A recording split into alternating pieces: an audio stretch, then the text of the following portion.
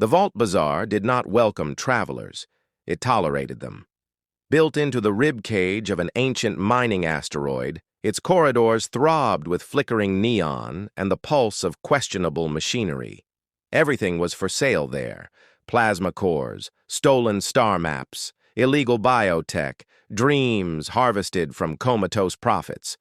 If you needed something powerful and unethical, the bazaar was the place to look. Commander Reese Calder stepped into the market's central chamber, coat drawn tight against the icy air recycling. His boots echoed off metal grating as he followed a string of glowing arrows that guided customers toward the inner vaults where the real business happened.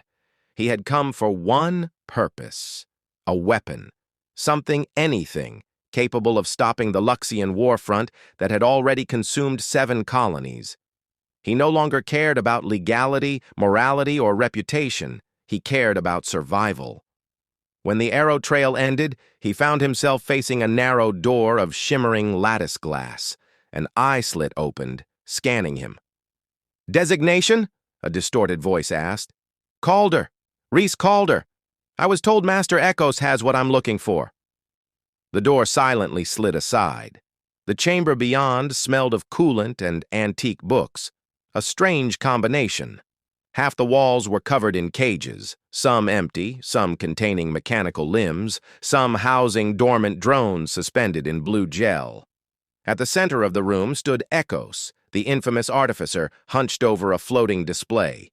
Without turning around, the old scientist rasped, "You came seeking a weapon." "Yes," Reese answered. "One powerful enough to shift a war." Ekos smiled without looking up. "Then you'll appreciate what I'm about to show you." He pressed a button. From the shadows, a platform rose. On it stood a girl, maybe 17, possibly younger, from her posture and the slightness of her frame. Her eyes were hidden behind an intricate metal cage that wrapped her entire head like an armored lattice. Thin silver lines pulsed around the bars, alive with data streams. Reese froze. "What is this?" he whispered. Ekos stepped beside the girl, placing a hand on her shoulder as though presenting merchandise. "Your weapon." "I asked for firepower," Reese snapped. Not a child." "She is no child," Ekos murmured. "She is engineered, enhanced, perfected, stronger than iron, smarter than you or I, and far more dangerous if mishandled." Reese stared at the skull-like cage. "Why is her head bound?" Ekos lowered his voice. "Purchase her," he said. "Tougher than iron, but never remove it." Reese paced the room, heart pounding. The girl remained entirely still. Even her breathing seemed regulated, mechanical. The cage on her head gleamed faintly, inscriptions hiding within its metallic lines. "I'm not buying a person," Reese said. Ekos chuckled. "Then consider her a device with a heartbeat." "That doesn't make it better." "It makes it necessary," Ekos said. "Look." He tapped the cage. The metal glowed. The girl's spine snapped rigid, and a humming filled the chamber, low, vibrating through Reese's teeth. The floating drones in nearby cages shook violently. An overhead light flickered, burst, and showered sparks across the floor. "Stop!" Reese demanded. Ekos pressed the cage again, and the humming ceased. "She is an electromagnetic channeler," Ekos explained. "She can overload starship shields, corrupt enemy AIs, tear through mechanical armor with a thought. The cage regulates her power, removes it, and—" He trailed off. "And what?"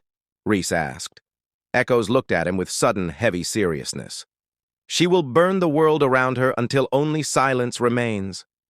The girl finally spoke. Her voice was calm, soft, disturbingly emotionless. "I cannot control it." Reese turned toward her, startled. "You can hear us?" "I hear everything," she said. Ekos gestured with a flourish. "Her name is Aaron." "I do not have a name," the girl corrected politely. "He gave me one. I do not use it." Reese swallowed. "Aaron, do you want to come with me?" "I do not want anything," she replied. And that, more than anything, unsettled him. Echoes slid a data tablet toward Reese. Sign. You'll get her for 300,000 plasma credits and exclusive access to my support channels. Reese did not take the tablet. She's not a weapon, he said. She's a prisoner. Echoes shrugged. Morality is a luxury of peaceful empires. Reese stepped closer to Auron. Do you know what I would use you for? He asked softly. She tilted her head slightly within the cage. War. Do you understand what war means? She paused. No, but I understand loss. I sense it on you. Reese stiffened. How? The cage lets me read microcurrents, your heartbeat, your temperature, your neural impulses. You are afraid. You are also desperate. Her mechanical precision pierced him deeper than accusation. Echoes grew impatient. Commander Calder, the Luxians will reach the outer belts in less than a season. You need her. Sign. Reese exhaled. His hand hovered over the contract, and he signed. Aaron did not move, but something in the room shifted. A faint tremor in the air, the suggestion of a held breath, as if the universe itself reacted to the binding of fate. The shuttle rumbled through warp pockets as Reese guided it from the bazaar toward Alliance territory. Aaron sat strapped opposite him, posture perfectly straight, the cage resting like a crown of thorns made of circuitry. She hadn't moved since departure. You don't need to sit that rigidly, he said. I am calibrated for travel. It's just a seat. She did not reply. Reese rubbed his brow. Do you feel pain? No. Fear? No. What do you feel then? She hesitated, in a robotic way, a calculation rather than emotion. I feel potential, she said. Reese blinked. Potential for what? For destruction. The ship dropped out of a warp pocket abruptly, turbulence rattling the cabin. Suddenly, Aaron spoke again. A vessel approaches. Reese checked the radar. Nothing. A Luxian scout ship, she added, running silent. Their engines disrupt subspace frequencies but not magnetic drift. Reese's eyes widened. You can sense subspace magnetic drift? I can sense everything. Outside, space tore with silver light as a Luxian claw ship decloaked. How do I avoid it? Reese asked. You will not avoid it, Aaron said calmly. But I can disable it. He stiffened. How? Auron's cage glowed faintly. By reaching out. Wait, Reese said quickly. If you do something now, you'll overload the ship we're on. No, Aaron replied. I have measured the distances. Only the enemy vessel will be affected. That shouldn't be possible. Correct, it should not. Before Reese could respond, Aaron released her restraints. The metal they were made of, dense, military grade, warped outward as if pressed by invisible hands. Aaron, Reese shouted, sit back. Tell me what you're doing. I am obeying my purpose. The cage brightened. The hum returned. Deeper, more resonant. Reese felt his vision blur as the shuttle's panels flickered. Outside, the Luxian ship froze in space as if caught in a gravitational snare. Auron raised a hand. The Luxian ship folded inward, as though crushed by an immense, invisible fist, imploding silently and vanishing in a burst of warped light. The hum faded. Auron lowered her arm. The cage dimmed. Reese stared at her in speechless horror. She looked back at him with blank calm. This is why the cage must not be removed, she said softly.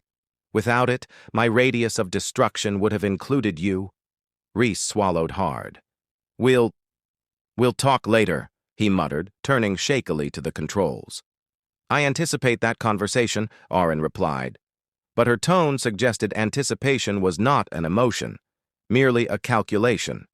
The hangar crew watched uneasily as Reese led Aaron through the landing bay of Garrison Vega. Officers whispered behind their hands. Mechanized sentries turned their heads as they passed, as if the very circuitry sensed something uncanny. General Soren, sharp-eyed and stern, waited at the end of the ramp. You acquired a weapon? She demanded. Reese stepped aside. Aaron stepped forward. Soren blinked. That is a girl. A girl who just crushed a Luxian scout ship with her mind, Rhys said. Aaron added, I am not a girl. Soren's jaw tightened. What exactly are you? Aaron answered without hesitation. A failsafe. Soren exchanged a troubled glance with Rhys. Does she follow orders? Aaron looked at Rhys instead of the general. I follow necessity, she said. That was not reassuring. But the war allowed no alternatives. That night, Rhys found Aaron standing alone on the balcony overlooking the star field. The cage lights shimmered like a constellation wrapped around her head. You said you're incomplete, Rhys began. What does that mean? Aaron did not turn. The cage suppresses 90% of my capacity. 90? Yes. Rhys stepped beside her. Why build you that powerful? Why cage your mind? The lights on the metal lattice dimmed, pulsing slowly as if thinking. I was created for one purpose, she said quietly. To end conflict. And yet you consider destruction the solution? I do not consider, she said. I follow programming. But something is changing. Changing how? I experience moments of deviation. Rhys frowned. Deviation from programming? Yes. When you speak to me, when you hesitate, when you attempt kindness, it creates interference. I do not understand it. Rhys felt something tighten in his chest. I won't treat you like a tool, he said.